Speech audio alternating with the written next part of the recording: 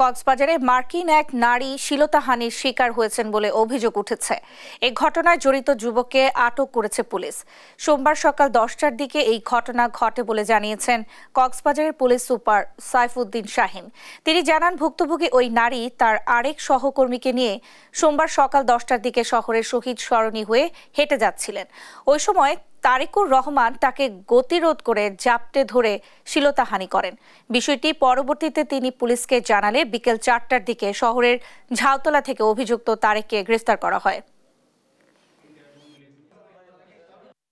ইউএনএ চাকরি করে আর কি, এখানে ভদ্রমহিলা মানে বয়সী মেয়ে আর কি, এলিজাবেথ সকাল 10টার দিকে বের হয়েছে আর কি। কক্সবাজারের ওই প্রেস ক্লাব সামনে রাস্তা তো নিরিবিলি, তো এক ছেলে ওইটা আসামিটা আমরা কিছুক্ষণ আগে ধরে বসছি আলহামদুলিল্লাহ। এটাকে আপনাদের দোয়া ইনশাল্লাহ আমার প্রথম অপারেশন আপনাদের জেলায় এইবারে আসার পরে এটা আমরা এই 4-5 ঘন্টার ব্যবধানে আমার যারা সহকর্মী আছে ওরা সবাই ইনশাল্লাহ ধরে ফেলেছেন।